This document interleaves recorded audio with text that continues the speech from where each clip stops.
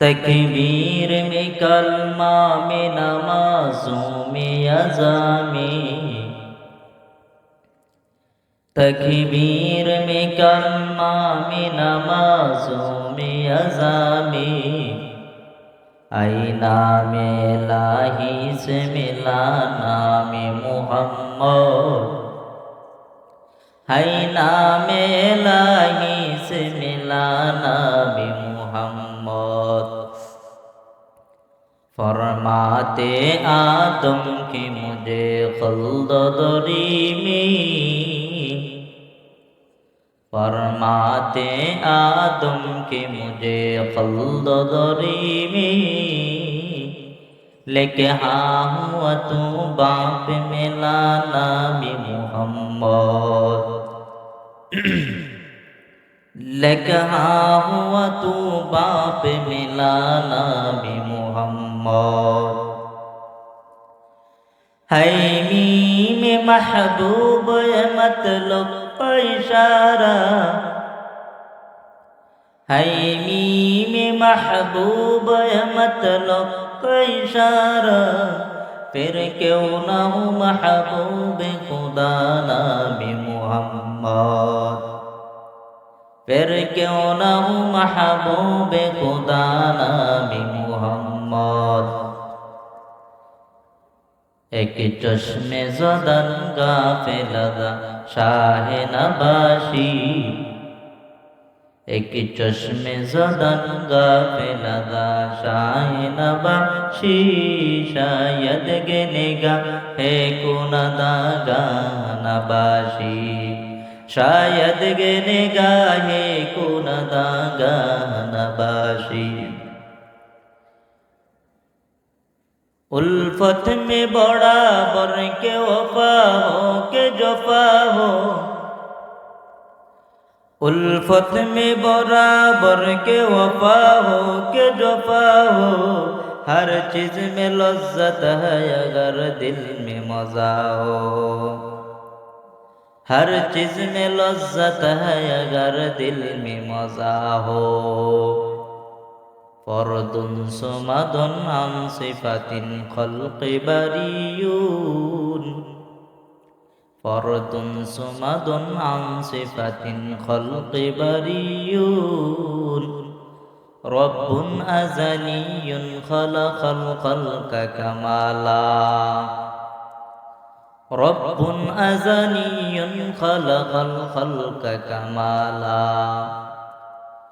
ला ज़िद्द वला निद्द वला हद्द लिमौला, ला ज़िद्द वला निद्द वला हद्द लिमौला, अल-आन कमा काना वलम यल्क ज़वाला, अल-आन कमा काना वलम यल्क ज़वाला।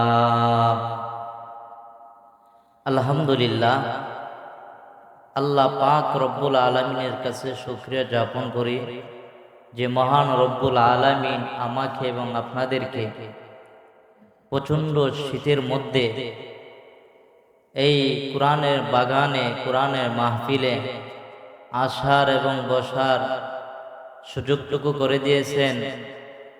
এই জন্যে মহান রব্বুল আলামিনকে রাজি এবং খুশি করার জন্যে জোরে সুরে বলি আলহামদুলিল্লাহ। আরো জোরে বলেন আলহামদুলিল্লাহ। যদি শুকর আদায় করেন আল্লাহ কি রিজিক কমাই দিবে? কি করবে? আল্লাহ তাআলা বলেন, যদি কোনো বান্দা এবং বান্দি যদি আমি আল্লাহর রিজিক পাইয়া শুকরিয়া আদায় করলো, যতটুকু পাইছে এর মধ্যেই শুকরিয়া আদায় করছে, আমি আল্লাহ তার শুকরিয়া আদায় করার কারণে তার রিজিকগুলো আরো বৃদ্ধি করে দিই। আরো আসতে বলেন সুবহানাল্লাহ। আল্লাহ তাআলা এটাও বলেন যে কোনো বান্দা এবং বান্দি যদি আমি আল্লাহ রিজিক দেই, ওই রিজিকের উপর শুকরিয়া আদায় করে না, আমি আল্লাহ ওই বান্দা এবং বান্দিকে যে রিজিকগুলো দিলাম ওই রিজিকগুলো তো ছিনায় নিব, সাথে একটা বোনাস দেব, সেটা হলো আযাব। নাউযুবিল্লাহ বলেন। তো তো আমরা শুকরিয়া আদায় করব তো ইনশাল্লাহ। শুকরিয়া আদায় করলে আল্লাহ শুকরিয়ার আদায় করার কারণে আরো বৃদ্ধি করে রিজিক বাড়িয়ে দিয়ে। একটা ঘটনা বলবো বলবো যদি আপনারা যদি আমার সাথে কথা যদি না বলেন আমি বয়ান ছেড়ে চলে যাইব। কারণ আমি এখানে এত দূর থেকে আসলাম। আমার বাড়ি সিলেট, বানিয়েছিলাম হবিগঞ্জ, ওইখান থেকে আসলাম এখানে। যদি আয়সা যদি আমি আপনাদেরকে কালকে রাত্রে 9টা থেকে 10টার সময় আমি রওনা দিছি, আপনাদের এই ওইখানে মাত্র 1 ঘন্টা বা আধা ঘন্টা আগে আসছি।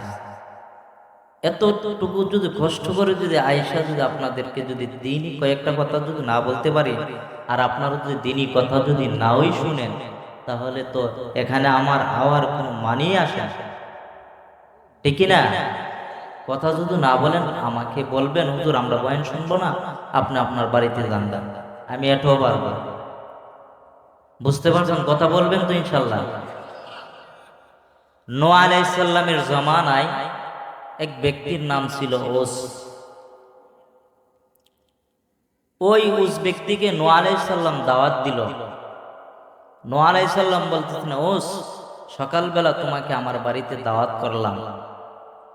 নূহ আলাইহিস সালাম দাওয়াত করলো, ওস গ্রহণ করে নিল।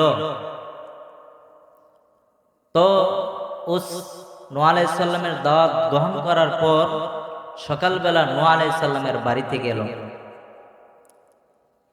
এর মধ্যে একটা কথা হইল, ওস ব্যক্তিটা এত উঁচু, নীল নদীর পানি হইতো তার হাঁটু পরিমাণ। আর আসতে কোন সুবহানাল্লাহ, আর আসতে কোন। নীল নদীর পানি যদি তার হাঁটু পরিমাণ হয়, এখন বলেন তো সে কত বড়? অনেক বড় না? বিশাল বড়। তো নূহ আলাইহিস সালাম দাওয়াত দেওয়ার পর সে সকালবেলা প্রত্যেক দিন 40 থেকে 50টা রুটি খায়। আর নূহ আলাইহিস সালাম দাওয়াত দেওয়ার পর মাত্র তাকে 3 থেকে 4টা রুটি দিছে।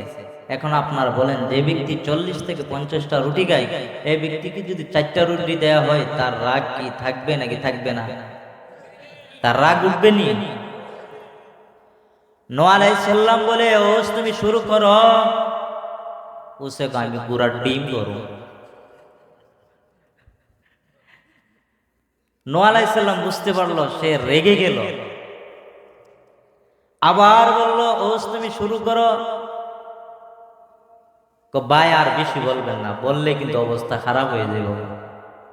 নূহ আলাইহিস সালাম নিচু হয়ে গেল, মনটাকে শক্ত না করে দুর্বলের সাথে বলল, ওস তুমি শুরু করো বিসমিল্লাহ বলে। তখন তার মনটা নরম হয়ে গেল। এখন সে বলতেছে বিসমিল্লাহ, যে প্রত্যেক দিন আমি রুটি খাই 40 থেকে 50টা, আর আপনি মাত্র দিয়েছেন 3টা, আমার তো বিসমিল্লাহ বললো না, পেট ভরবো না। তো নূহ আলাইহিস সালাম বলল, আবার বলল, ওস তুমি বিসমিল্লাহ বলে শুরু করো। আল্লাহু আকবার বলেন। নূহ আলাইহিস সালাম বলার পর ওস একটা রুটি টান দিল, আর 10টা রুটি বেড়ে গেল। সুবহানাল্লাহ। নূহ আলাইহিস সালাম বলেন, বিসমিল্লাহ বলার পর আবার সে আরেকটা রুটি টান দিল, বিসমিল্লাহ বলে, আরো 10টা রুটি বেড়ে গেল। আবার আরেকটা রুটি দিল টান, আরো 10টা বেড়ে গেল। এক পর্যায়ে নূহ আলাইহিস সালাম বলে, ও তুমি কি রুটি খাইতেছ নি? এবার ওস বলে, ও ভাই নূহ, এতক্ষণ আমি রুটি খেয়েছি, এখন মনে হয় আমাকে রুটি খেয়ে ফেলবে। আল্লাহু আকবার। বিসমিল্লাহর দাম আছে কি নাই? বান্দা বিসমিল্লাহ বলে একটা টান দিল, 10টা রুটি বেড়ে গেল। কার দান? আল্লাহর রিজিক খাইয়া যদি আল্লাহর শুকরিয়া আদায় করা, আল্লাহর প্রশংসা করো, আল্লাহ রিজিক বৃদ্ধি করে দেই কি দেই না বলেন? আরেকটা ফজিলত বলবো বিসমিল্লাহ। বান্দা এমন কোন গুনাহ নাই বান্দা জীবনে করে নাই। বাশারা হাফি রহমাতুল্লাহি আলাইহি বান্দা এমন এমন গুনাহ নাই বান্দা করে নাই। একদিন বান্দা মদের আড্ডাখানা যাইতেছিল, রাস্তা দিয়ে যাচ্ছে মদের আড্ডাখানায়, প্রতিমধ্যে রাস্তার পাশে একটা সাদা টুকরা পাইল। এই কথা বলবেন না। প্রতিমধ্যে রাস্তার পাশে একটা সাদা টুকরা পাইল। পাওয়ার পর বান্দা মনে মনে ভাবতেছে, হায় রে, এটা মনে হয় আরবি লেখা, আর ওই আরবি লেখাটা মনে হয় আল্লাহর নাম হতে পারে। বাশার হাফি রহমাতুল্লাহি আলাইহি এই মনে মনে ভেবে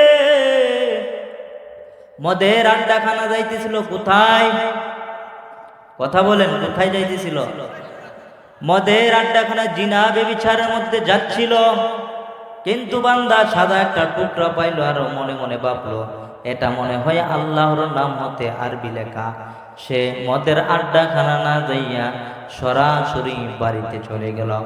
বাড়িতে যাওয়ার পর ওই বান্দা আরবি লেখাটাকে সযত্নে আলমারির উপরে রেখে দিল। বান্দা এই দিক দিয়ে রাখলো, আর ওই দিক দিয়ে আমার আল্লাহ বলেন, যে বান্দা আমি আল্লাহকে সম্মান করবে, যে বান্দা আমাকে দুনিয়াতে সম্মান করবে, আমি আল্লাহ তাকে সম্মান বাড়িয়ে দিব। ওই বান্দা যখন ওই কাজটা করল, আর ওই দিক দিয়ে আমার আল্লাহ হাসান বসরি রহমাতুল্লাহি আলাইহিকে স্বপ্ন যুগে দেখাই দিল, রে হাসান রে, আমার এক পথভোলা নাম তার বাশার, তাকে তুমি কালেমা পড়ায় মুসলমান বানায় দাও। সুবহানাল্লাহ বলবেন না? ওই ব্যক্তিকে আল্লাহ তাআলা হাসান বসরিকে স্বপ্ন যুগে দেখাই দিল, হাসান, তাকে তুমি কালেমা পড়ায় মুসলমান বানায় দাও, সে পথভ্রষ্ট হয়ে আছে, সে পথভোলা। আল্লাহ তাআলা ওই দিক দিয়ে স্বপ্ন যুগে দেখাই দিল হাসানকে। হাসান বসরি রাহমাতুল্লাহি আলাইহি সকাল বেলা ফজরের নামাজ পড়ে বাশারকে খুঁজতে শুরু করলো। খুঁজতে খুঁজতে খুঁজতে খুঁজতে এক পর্যায়ে মদের আড্ডাখানা যাইল, গেইটের সামনে গিয়া। আল্লাহর ওলিরা তো গেইটের ভিতরে যাইতে পারে না।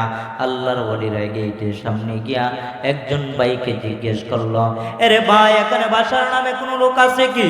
বলতেছেন, হ্যাঁ ভাই আছে, তাকে একটু ডাক দাও, আমার খুব প্রয়োজন।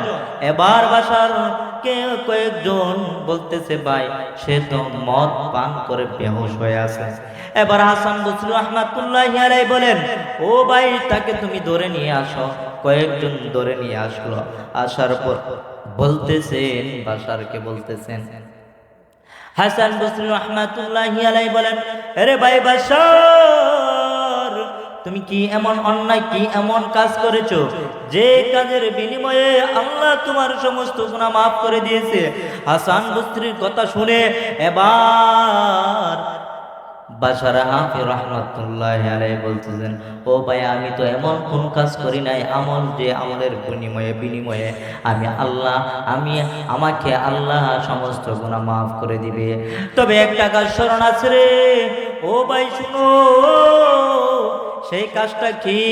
হাসান বসরি রাহমাতুল্লাহি আলাইহিকে বলতেছেন, বাশার বলতেছেন, সেই কাজটা হলো, আমি একদিন মদের আড্ডাখানা যাইতেছিলাম, রাস্তার পাশে দেখলাম একটা সাদা টুকরা, বিসমিল্লাহর নাম। ওই বিসমিল্লাহর নামটাকে আমি সরাসরি বাড়িতে নিয়ে গেলাম। বাড়িতে নিয়ে যাওয়ার পর ওইটাকে আমি সযত্নে রেখে দিলাম। এমন মুসলমান হয়ে গেল ওইখানে। এবার হাসান বসরি রাহমাতুল্লাহি আলাইহি বলেন, ও ভাই, তোমার এটার বিনিময়ে আল্লাহ তোমার সমস্ত গুনাহ মাফ করে দিয়েছেন।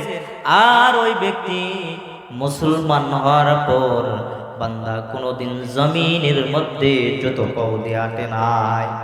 বান্দাকে জিজ্ঞেস করা হইল, কয়েক ভাই জিজ্ঞেস করতেছে, এ ভাই, তুমি কেন জুতো পাও দিয়ে হাঁটো নাই জমিনের মধ্যে? হাসান বসরি বাশার হাফি রহমাতুল্লাহি আলাইহি বলেন, ও ভাই শুনো, অন্যান্য নবীর উম্মতেরা যেখানে সেখানে দাঁড়ায় নামাজ পড়লে নামাজ কবুল করতো না, কিন্তু আমাদের নবীর এত মর্যাদা, এত মর্যাদা, আল্লাহ পাক রব্বুল আলামিন আমার নবীকে জানিয়ে দিল, ও নবী শুনো শুনো, আপনার উম্মতদেরকে জানায় দেন, তারা যেখানে সেখানে দাঁড়ায় নামাজ পড়লে আমি নামাজ কবুল করে নিব। আমি আপনাকে দুনিয়াতে পাঠাইছি রহমত হিসাবে, এতএব আমি দুনিয়াটাকে জায়নামাজ বানিয়ে দিয়েছি। ও নবী শুনো, আপনার উম্মতেরা যেখানে দাঁড়ায় নামাজ পড়লে নামাজ পড়বে, নামাজ আমি কবুল করে নিব। কিন্তু অন্যান্য নবীর উম্মতের ক্ষেত্রে এই অফারটা ছিল না। এই অফারটা ছিল শুধু আমার নবী রাহমাতুল লিল আলামিন সাইয়্যিদুল মুরসালিন, এমন একজন নবী আমার, ওই নবীকে ওই বান্দা ওই নবীর এমন আশিক হইল, আশিক হওয়ার পর বান্দা জমিনের মধ্যে জুতো পাও দিয়ে হাঁটে নাই। ভাই জিজ্ঞেস করলো, কেন তুমি জুতো পাও দিয়ে হাঁটো নাই? ভাই জমিন আল্লাহর পবিত্র, কার উসিলায়? নবীজির উসিলায়। কার উসিলায়? আরে কার উসিলায়? জমিন পবিত্র কার উসিলায়? নবীজির উসিলায়। কার উসিলায়? শুধুই নবীর উসিলাতে আসলা মানুষ দুনিয়াতে, তিনি না হইলে আজ আস্তকে কেউ ভুবনে, নবী বিনে কে তোরাবে ফুলসিরাত মিজানে, নবী বিনে কে তোরাবে ফুলসিরাত মিজানে। এমন এতিম নবী আমার, পিতা মাতা নাই যে তাহার, তারপরেও কত মারা মারলো তাকে দুশ্মনে, নবী বিনে কে তোরাবে ফুলসিরাত মিজানে, নবী বিনে কে তোরাবে ফুলসিরাত মিজানে। এমন এতিম নবী আমার নবী জীবন ভরে দিনের লাগি কষ্ট করে দান দান শহীদ করিলেন ওহুদেরই ময়দানে, নবী বিনে কে তোরাবে ফুলসিরাত মিজানে, নবী বিনে কে তোরাবে ফুলসিরাত মিজানে।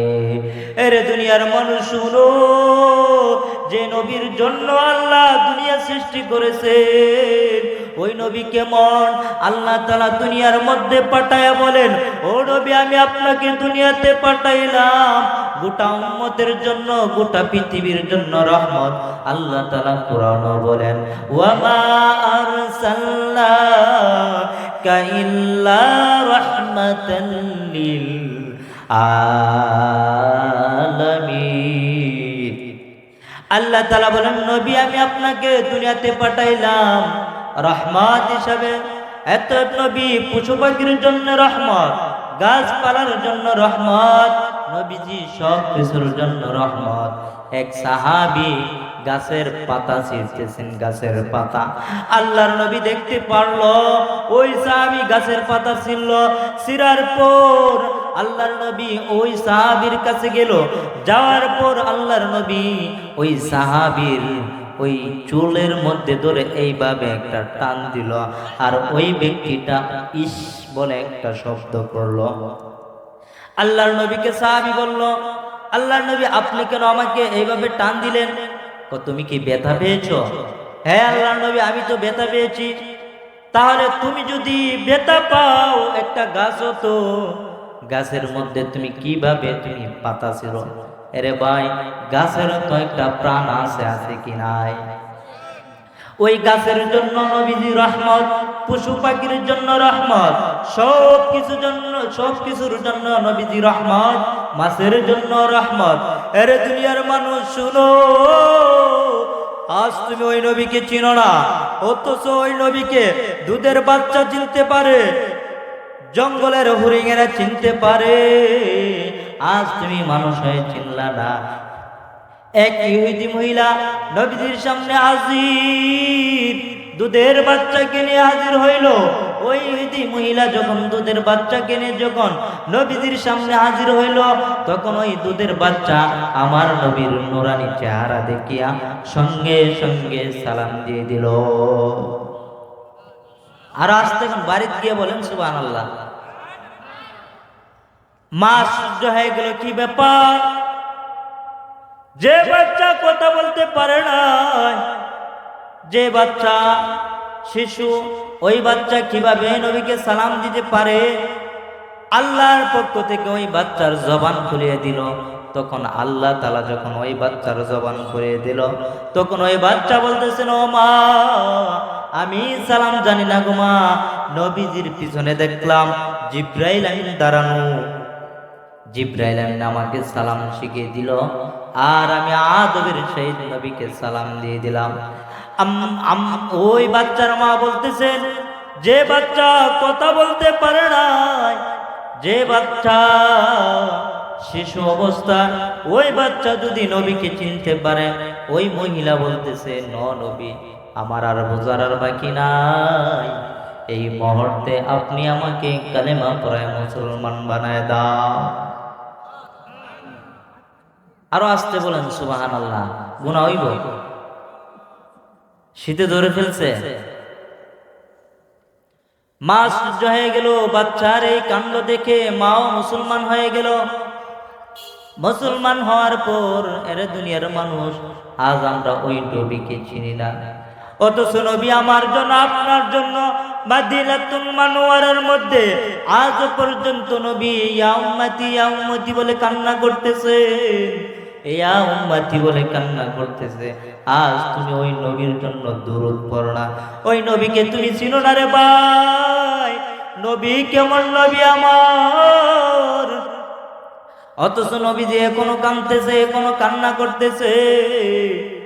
এর দুনিয়ার মানুষ, বুঝো বুঝো, আমার নবীকে আল্লাহ কেমনে কেমনে সৃষ্টি করেছেন, আমার নবীকে দুনিয়াতে পাঠাইছেন আমাদের জন্য রহমত হিসাবে।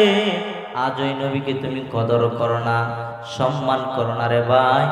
ওই নবী এখনো আপনার জন্য, আমার জন্য চোখের পানি ছেড়ে ছেড়ে আল্লাহর দরবারে কান্না করতেছে, অথচ তুমি নবীকে চিনো না রে ভাই। এই জন্য বলতেছি ভাই, দুনিয়া কার পাগল, দুনিয়া তো কিছুই না। আল্লাহ তাআলা কোরআনের মধ্যে বলেন, কুল ইন কুনতুম তুহিব্বুনাল্লাহ। আল্লাহ তাআলা বলেন, ও নবী, আপনার উম্মতদেরকে জানায় দেন, তারা যেন আমি আল্লাহকে ভালোবাসে, আর আমি আল্লাহকে যারা ভালোবাসলো তারা যেন নবী আপনাকেও ভালোবাসে। আপনাকে যারা ভালোবাসলো আমি আল্লাহ তাদেরকে মহব্বত করতে থাকি।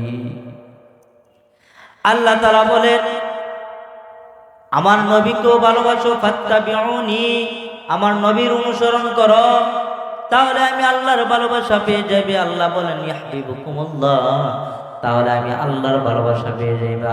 আর আমি আল্লাহর ভালোবাসা যদি পেতে চাও, নবীকেও ভালোবাসো, আর যদি এই দুইটা কাজ করতে পারো, ওয়ায়াগফির লাকুম যুনুবাকুম, আর আল্লাহ বলেন আমি আল্লাহ তোমাদের সমস্ত গুনাহগুলো মাফ করে দিব। আল্লাহ তাআলা বলেন, ওয়াল্লাহু গফুরুর রহিম, আমি আল্লাহ দয়ালু। এরে দুনিয়ার মানুষ শুনো, দুনিয়ার মধ্যে বন্ধু বন্ধুর জন্য কেমন পাগল। এক বান্দা জমিনের মধ্যে তার ছেলেকে নিয়ে বাজারের দিকে রওনা, পথিমধ্যে বন্ধুর সাথে বন্ধুর সাক্ষাৎ। এবার বন্ধু বলতেছেন, বন্ধু তুমি কোথায় যাও? বন্ধু এবার বলতেছেন, বন্ধু বাজারের দিকে যাচ্ছি। এবার বন্ধু বলতেছে, চলো আমিও তোমার সাথে যাইব। বন্ধু বন্ধুর সাথে বাজারে যাইলো তার ছেলেকে নিয়া। বাজারে যাওয়ার পর বন্ধু যখন যাইলো বাজারে যাওয়ার পর, বন্ধু তার বন্ধুর হাতে চকলেট দিল, বন্ধু তার বন্ধুর ছেলের হাতে চকলেট দিল না। বন্ধু এবার মনে মনে ভাবতেছে, হায়, আজ যদি আমার দোস্ত, আজ যদি আমার বন্ধু আমার হাতে যদি চকলেট না দিত, আমার ছেলেকে যদি চকলেট দিত, তাহলে আমি কতই না খুশি হইতাম। ঠিক তেমনি ভাবে আমার আল্লাহ বলেন, আমারও বন্ধু আছে, ইব্রাহিমও আমার বন্ধু, মুসা নবীও আমার বন্ধু, ঈসা নবীও আমার বন্ধু, নূহ নবীও আমার বন্ধু। এক কথা, আদম আলাইহিস সালাম থেকে ধরে আজ পর্যন্ত যত নবী রাসূল আমি আল্লাহ প্রেরণ করলাম, সকল নবী রাসূল হলো আমি আল্লাহর আশিক, আর আমি আল্লাহ নিজে হলাম মুহাম্মদের আশিক। আর আসতে বলেন সুবহানাল্লাহ। महबूब किया सल्ले अला नामे मोहम्मद, है नामे इलाही से मिला नामे मोहम्मद, है नामे इलाही से मिला नामे मोहम्मद। এরে দুনিয়ার মানুষ কেমন নবী আমার, যে নবী ছোটবেলা থেকে এতিম। আমার মায়ের নবী কেমন এতিম, ছোটবেলা থেকে বাবাকে বাবা বলে ডাকতে পারে নাই। মা আমেনার গর্ভ যখন ছিল আমার মায়ের নবী, তখন গর্ভ থাকা অবস্থায় মায়ার নবীর বাবা ব্যবসা করতে যাইছিল, ওইখান থেকে আর ফিরে আসতে পারে নাই। মায়ার নবীর বাবা ওইখানে ইন্তিকাল করলো। এরে ভাই, নবীজির ছোট্টবেলা একটা ঘটনা, এই ঘটনাটা বলতেছি রে ভাই।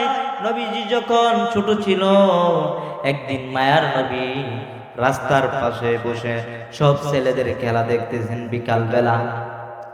মায়ার নবী যখন দেখতেছেন, যখন সন্ধ্যা ডুবে আসলো, মায়ার নবী দেখলো সব ছেলেদের বাবা এসে তাদেরকে কুলোর মধ্যে উঠিয়ে কুলে লইয়া সব ছেলেদের বাবা তাদেরকে নিয়ে বাড়ির দিকে রওনা, আর তাদেরকে চুমু খাইতেছে।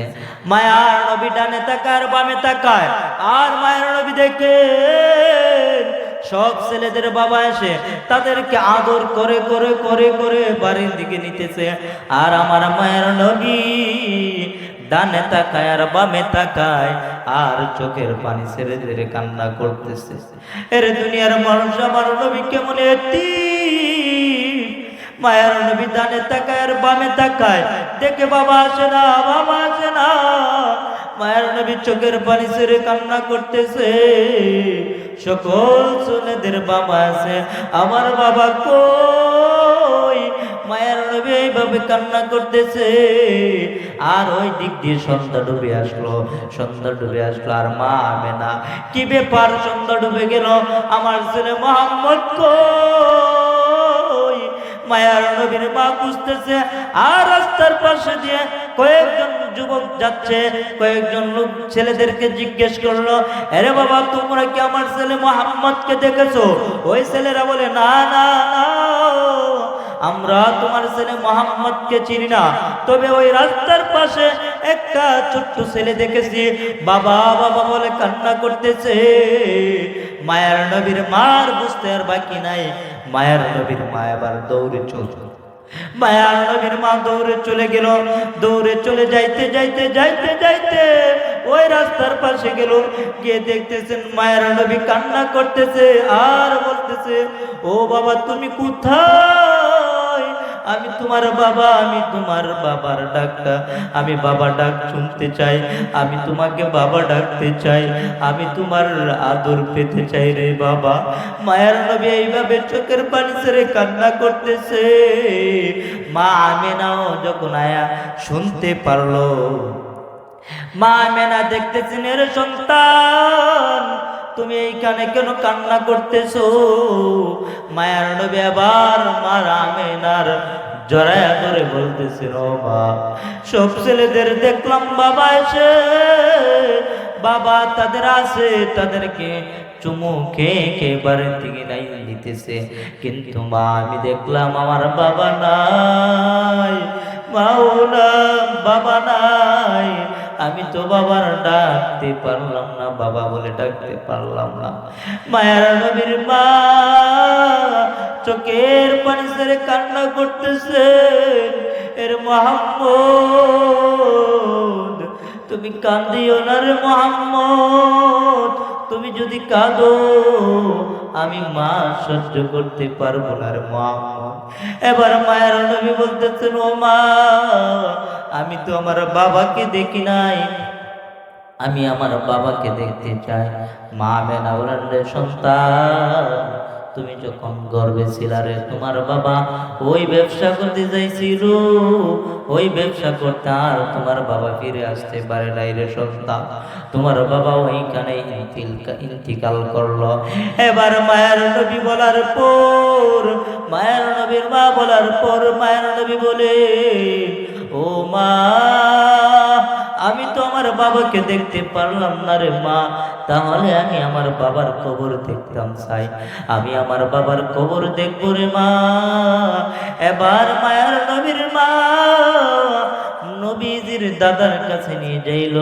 নবীজির দাদার কাছে গিয়ে বলতেছেন, আব্বাজি, আপনার নাতি নাকি আপনার ছেলের খবর দেখবে।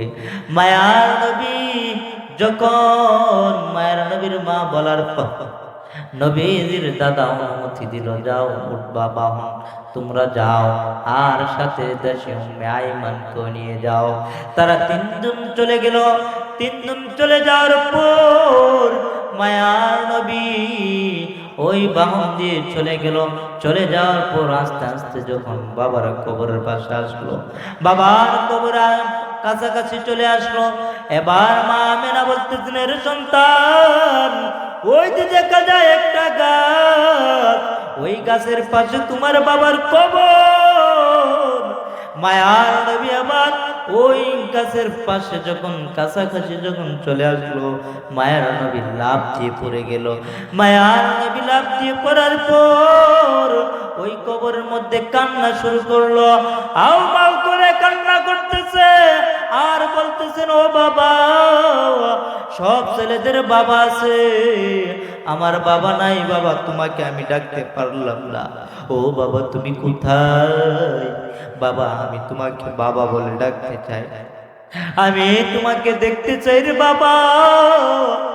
মায়ার নবী এইভাবে কান্না করতেছে, আর ওই দিক দিয়ে আমার আল্লাহ আসমানের ফেরেশতাদেরকে বলতেছেন, এর ফেরেশতারা যা যা যা, আমার বন্ধু মুহাম্মদ, ওই বন্ধু মুহাম্মদকে ওইখান থেকে ফিরায় দে, কারণ আমার বন্ধুর কান্না আমি আল্লাহ সহ্য করতে পারতেছি না, আমার বন্ধুর কান্না জমিনও সহ্য করতে পারতেছে না, আমার বন্ধুর কান্না কিছু সহ্য করতে পারবে না। ও ফেরেশতারা যা যা যা, ওইখান থেকে ফিরাই দিল আমার মায়ের নবীকে। লম্বা কাহিনী রে ভাই, সংক্ষেপে বলতেছি, তার ওইখান থেকে বাড়ির দিকে রওনা। প্রতিমধ্যে বাড়ির দিকে যখন রওনা দিল, মায়ার নবীর মা ওই রাস্তা যখন অর্ধেক রাস্তা যখন চলে যাইল, চলে যাওয়ার পর মায়ার নবীর মার পেট ব্যথা শুরু হয়ে গেল। মায়ার নবীর মা ওই বাম থেকে পেটের ব্যথায় মা মেনা বাম থেকে পড়ে গেল।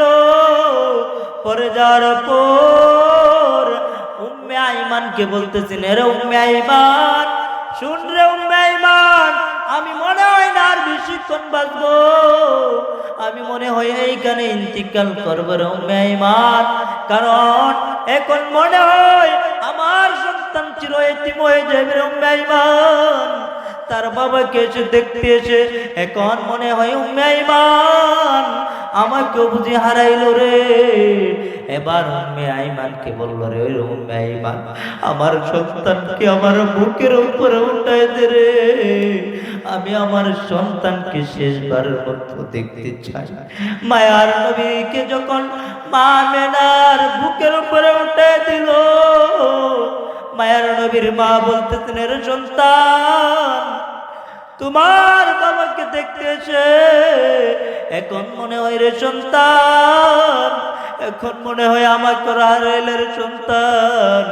মায়ার নবী এখন জোরে জোরে কান্না করতেছে, বলতেছে, ও মা, আমি বাবাকে বাবা বলে ডাকতে পারি না, এখন যদি তুমিও চলে যাও, ও মা, আমি কাকে মা বলে ডাকবো?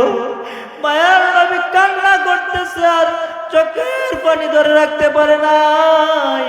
মা মেনা বলতেছেন, রে সন্তান, আমার পেটে ব্যথা আরো বেড়ে গেল রে সন্তান, আমি মনে হয় না রে আর বাঁচবো রে সন্তান, এখন মনে হয় তুমি চির এতিম হয়ে যাইবে রে সন্তান।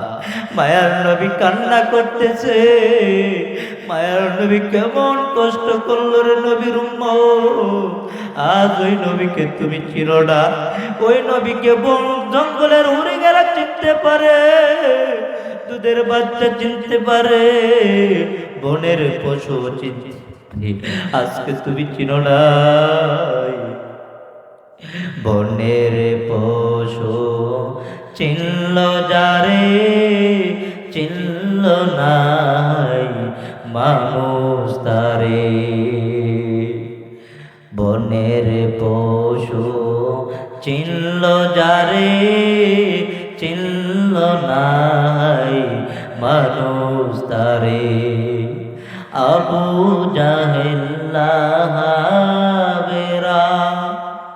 মন্দ কাজে ছিল সেরা আবু জাহেল লাহাবেরা মন্দ কাজে ছিল সেরা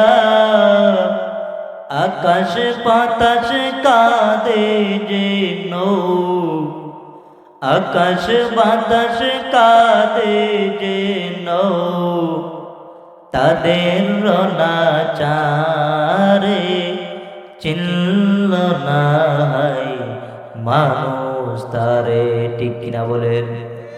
এর নবীর উম্মতের দোল মায়ার নবীর মা যখন বলতেছেন মায়ার নবীকে, মায়ার নবী চোখের পানি ছেড়ে কান্না করতেছে আর বলতেছেন ও মা আমি তো ছোট এতিম, আমার মা মাগো আমার বাবাকে দেখতে পারি নাই, এখন যদি তুমি যাও চলে তাহলে আমি কাকে মা বলে ডাকবো?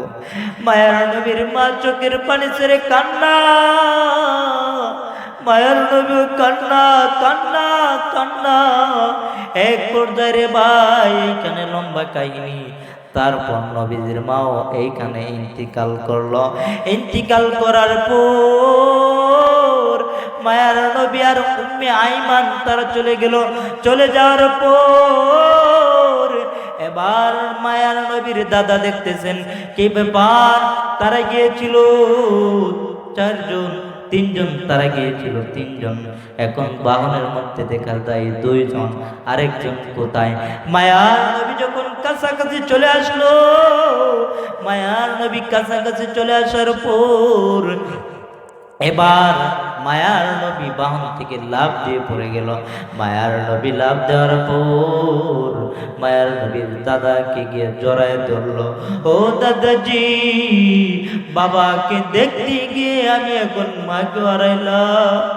ও দাদাজি, এখন আমার আপন বলে আর কেউ নাই। মায়ার নবী কান্না করতেছেন আর ওই দিক দিয়ে মায়ার নবীর দাদা কান্না করে। কেমন এতিম নবী আমার, আজ ওই নবীকে চিনো না রে মুমিন, তুমি দুনিয়া নিয়ে ব্যস্ত, তুমি দুনিয়া নিয়ে ব্যস্ত রে ভাই।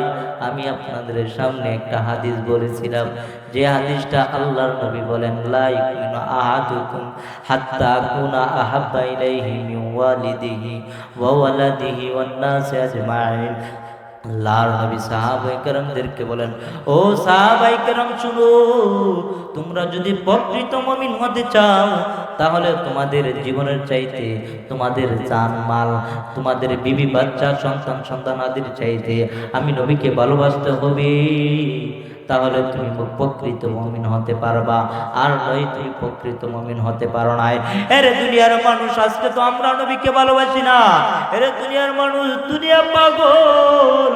তুমি যদি মরে যাও, তোমার সাথে তোমার ছেলে যাইবে না, তোমার সাথে তোমার মেয়ে যাইবে না, তোমার আত্মীয় স্বজনরা কেউ যাইবে না।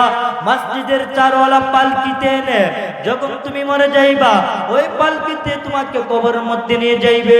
কবরের মধ্যে নিয়ে যাওয়ার পর ওই কবরের মধ্যে তোমাকে রেখে আসবে। রেখে আসার রাখার সময় যখন ছাটি, এরপরে বাল যখন দিয়ে যখন রেডি করবে, এক পর্যায়ে মাইয়িতকে, ওই এক ব্যক্তি তার মাইয়িতের মুশকিটা খুলে আসবে কবরের মধ্যে নেমে। আর মাইয়িত মনে মনে ভাববে, হায় হায় আমার সাথে মনে হয় এই ব্যক্তিটা থাকবে, কিন্তু না না, ওই ব্যক্তিটা মুশকিলটা খোলার পরই লাফ দিয়ে উঠে পড়বে। এখন কবের ব্যক্তি দেখবে ওই ব্যক্তি উঠে পড়লো। এখন সবাই চাটি দিয়ে, বালতি দিয়ে, কলা পাতা দিয়ে সবাই মাটি দিয়ে চলে আসবে। আর মাটি দেওয়ার সময় আপনার বালা যে দোয়া পড়বে, আমার বালাও সেই দোয়া পড়বে। মিনহা খালাকনাকুম ওয়া ফিহা নুঈদুকুম ওয়া মিনহা নুখরিজুকুম তারাতান উখরা। এখন বলেন এই দোয়া পড়বে কি পড়বে না? বলেন এই মাটি দেওয়ার সময় পড়বে, এখন নিচের মাইত মনে করবে হায় হায়, ডানে মাটি বামে মাটি, সামনে মাটি পিছনে মাটি, শুধু মাটি আর মাটি। দুনিয়ার মধ্যে বাবা ঘরের মধ্যে যখন ফ্যামিলি থাকে একসাথে, ফ্যামিলি যখন একসাথে যখন চলে যায়, যখন বেড়াইতো আর আমাকে যখন একা রেখে যখন ঘরের মধ্যে চলে যায়, তখন আমি একা ঘরের মধ্যে থাকতে চাই না, কারণ আমার অন্তরে বই কে নাকি এসে পড়ে আমার অন্তরে বই। ওরে বাবা চিন্তা করে দেখো, ওই অন্ধকার কবর, ওই অন্ধকার কবরের মধ্যে যদি তুমি যদি আমল নিয়ে যদি না যেতে পারো, আরে ভাই ওই কবরের মধ্যে আল্লাহর নবী বলেন 70 থেকে 99টি সাপ রাখা হবে। ওই কবরের মধ্যে যদি তুমি যদি গুনাহ নিয়ে কবরে যাও, এখন চিন্তা করে ভাই আমাদের কি হালত হবে। তুমি কার পাগল, এই দুনিয়াতে যতই করো আমার আমার, তুমি যখন মরে যাইবা, যখন মরে যাইবা সব শেষ, তুমি মরে যাওয়ার পরই সব শেষ, ঠিক কিনা? ঠিক কিনা? এই দুনিয়াতে যতই করো আমার আমার, চোখ মুজে দেখো লাগবে তোমার শুধু যে আদার, ঠিক কিনা বলেন? যাদের প্রেমেতে তুমি গোয়াজ হলে দিওয়ানা, এরা জেনে নাও কেউ কবরের সাথী হবে না, ঠিক কিনা? কেউ বুঝা তোমার,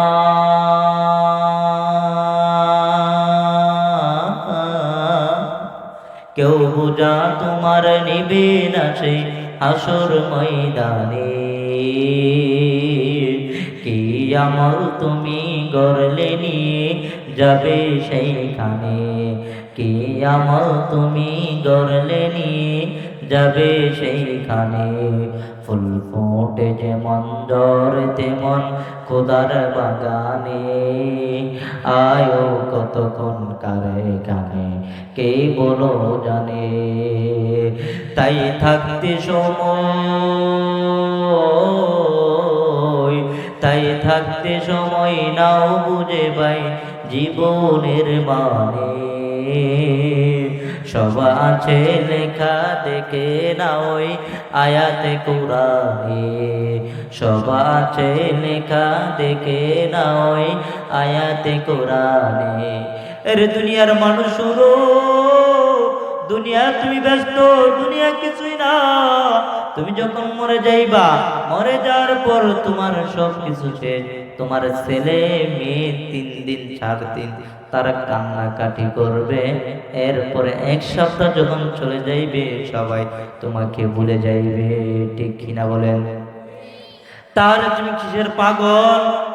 দুনিয়াটা হলো এক মুসাফির খানা, ইহা হাম সব মুসাফির হ্যায়, কবর আখে ঠিকানা, कोई आगे रवाना है कोई पीछे रवाना।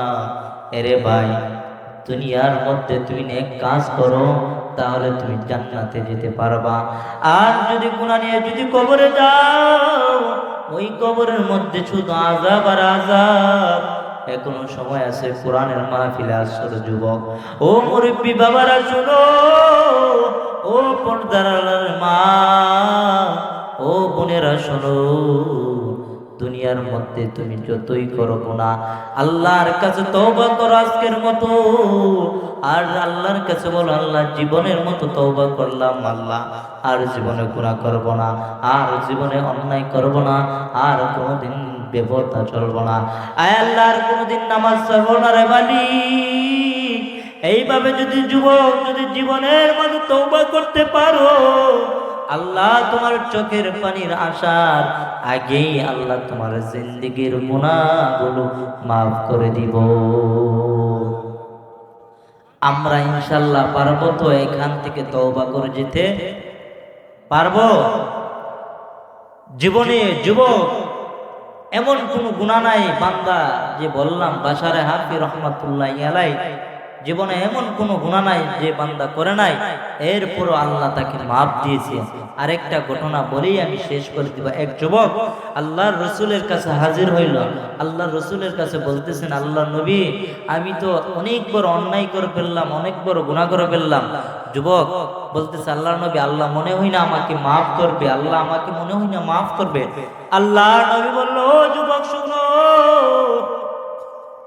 আল্লাহ তোমার সমস্ত গুনাহ মাফ করে দিবে। বলো তোমার এমন কি গুনাহ করেছো? যুবকের কথা বলার পর যুবক আবার বলতেছেন, নবী গো, প্রত্যেক দিন আমি কবরের মধ্যে যাই, মানুষ যখন মারা যায় তখন আমি পরের দিন ওই কবরের মধ্যে চলে যাই।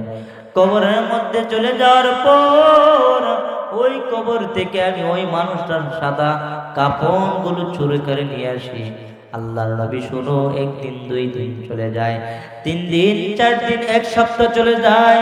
চলে যাওয়ার পর ওই এলাকার মধ্যে এক যুবতী বোন ইন্তেকাল করে। আর ওই যুবতী বোনটাকে যখন দাফন দিয়ে চলে আসলো, আমি নবী ওই যুবতী বোনটার কবরের মধ্যে যাইলাম। ওই যুবতী বোনটার কবরের মধ্যে যাওয়ার পর ওই যুবতী বোনটার সাদা কাফন গুলো চুরি করে নিয়ে আসলাম। আর আসার সময় দেখি ওই যুবতী বোনটার দেহের মধ্যে চেয়ে দেখি ওই যুবতী বোনটা এত সুন্দর, এত রূপসী, এত গুণবতী, আমি নিজেকে রূপ ফিরাইতে পারলাম না। আমি ওই যুবতী বোনটার সাথে জিনায় লিপ্ত হয়ে গেলাম। এক পর্যায়ে আমার যখন তৃপ্তি মিটে গেল, আল্লাহর নবী, আমি চলে যাইব।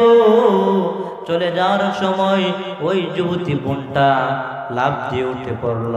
লাফ দিয়ে উঠে পড়ার পর আল্লাহর নবী ওই যুবতী বোনটা বলে, ও যুবক শুনো, আমি তোমার কাছে কি এমন অন্যায় করেছি? কেন রে যুবক, তুমি কেন আমার সতীত্বের উপর আঘাত করেছো?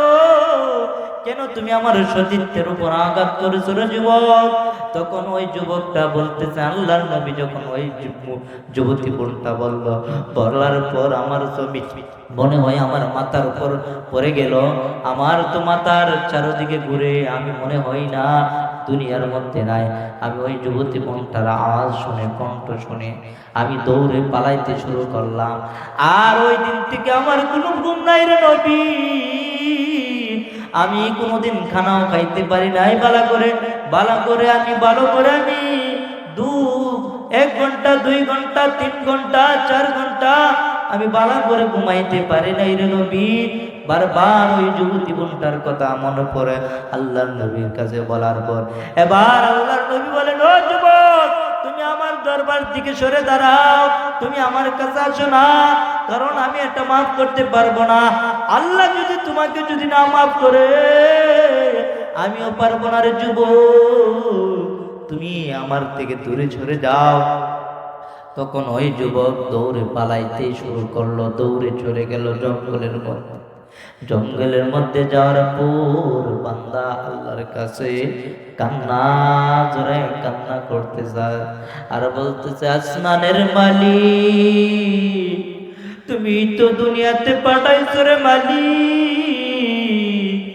আল্লাহ, আমি অন্যায় করেছি রে আল্লাহ, আমি বান্দা গুনাহ করেছি রে আল্লাহ, শয়তানের ধোঁকায় পড়িয়া। ওই যুবক জঙ্গলের মধ্যে স্তব্ধ, ওই জঙ্গলের মধ্যে কোনো আলো, কোনো মানুষ নাই। ওই জঙ্গলের মধ্যে পরে পরে বান্দা কান্না করতেছে আর বলতেছে, আল্লাহ, জীবনের মতো তওবা করলাম, আল্লাহ তুমি তওবা গুলো কবুল করো। ওই যুবক বলে, আল্লাহ, জীবনের মতো তওবা করলাম। চোখের পানি ছেড়ে ছেড়ে কান্না করতেছে আর বলতেছে, এই জীবনে না করিলাম বন্দেগি, এ জীবনে না করিলাম বন্দেগি, গুনাহ করে কাটাইলাম জিন্দেগি, গুনাহ করে কাটাইলাম জিন্দেগি তওবা করে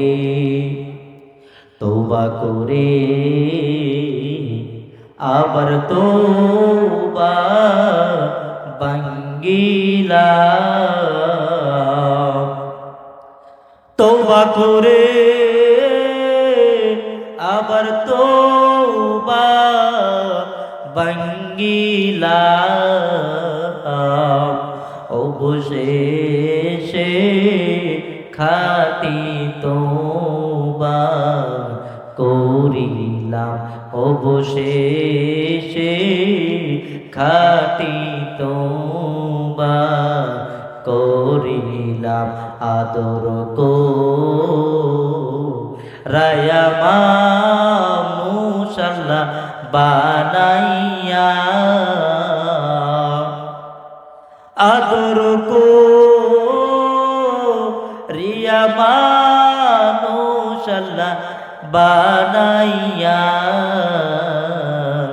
কেমনে দিবা জাহান্নামে ফেলিয়া কেমনে দিবা জাহান্নামে